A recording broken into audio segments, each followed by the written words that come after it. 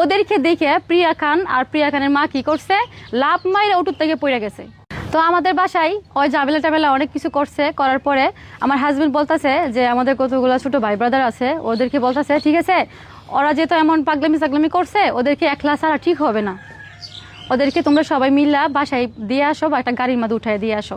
তারপরে ওদেরকে এই আমার যে ভাই লাগে ছোট ছোট বড় সবাই ভাই লাগে, ওরা কি করছে ওদেরকে অটোর মাঝে উঠায় দিছে।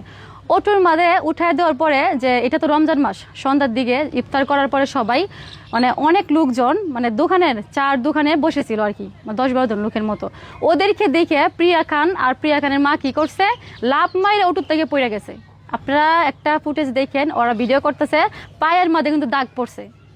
ওরা যে পায়ের মাঝে দাগ পড়ছে, ওরা যে অটোর থেকে যখন পড়ছে, পড়ার পরে কিন্তু আর পায়ে দাগ হয়েছে। আর ওরে আমি কি বলবো, ওর শরীরে হাতেই আমি উঠাই নেই।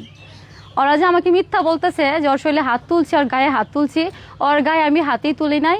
ওরা নিজে নিজে ওর শরীরে আঘাত করার পরে অটোর মাঝে উঠার পরে ওই লোকজন দেখার পরে ওই ইচ্ছা করে ওর মা ওকে চিমটি দিছে, যেমন পড়ো সময় হয়েছে পড়ার। ওর মা কিন্তু অভিনয়ের জন্য সেরা, এটা আমরা পরে জানতে পারছি।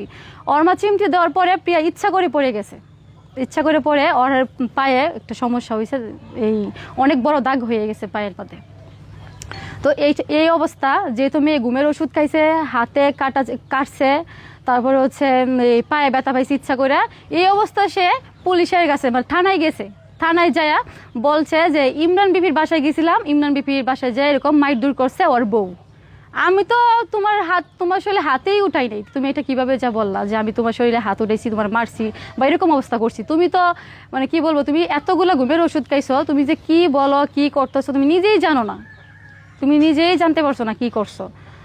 তো এখানে যাওয়ার পরে যেভাবে তুমি পুলিশে যেভাবে তোমাদের বিষয়টা বোঝানোর বা জানানোর দরকার এইভাবেই তোমরা বুঝাইছো, কিন্তু পুলিশ এটা বুঝতেছিল যে এটা অভিনয়। তারপরও তোমরা যে স্যারের মধ্যে বসছিলা, তোমরা ইচ্ছা করে স্যার থেকে পড়ে যাইতেছিলা, যে বাপ করছো যে তোমরা প্রচুর পরিমাণ তোমাদেরকে আমি মারছি, তোমার প্রচুর পরিমাণ মারছি, কিন্তু তোমার তোমার শরীরে হাতেই তুলি নেই, ইচ্ছা করে এগুলা করছো।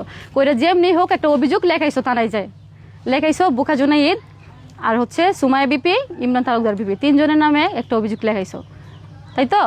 তো লেখানির পরে ওই দিন রাত্রে পুলিশ পাঠাইছে, প্রিয়া খান পুলিশ পাঠাইছে।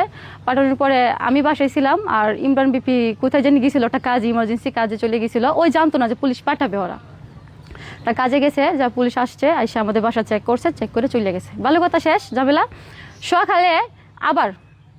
সকালে হচ্ছে ওই আবার এই বিষয়টা নিয়ে আবার গ্যাঞ্জাম হইতেছে, মানুষের মুখে মুখে শুনতেছি গ্যাঞ্জাম হইতেছে। হওয়ার পরে ইমরান ভাবতেছে যে বিষয়টা সমাধানে আসা উচিত।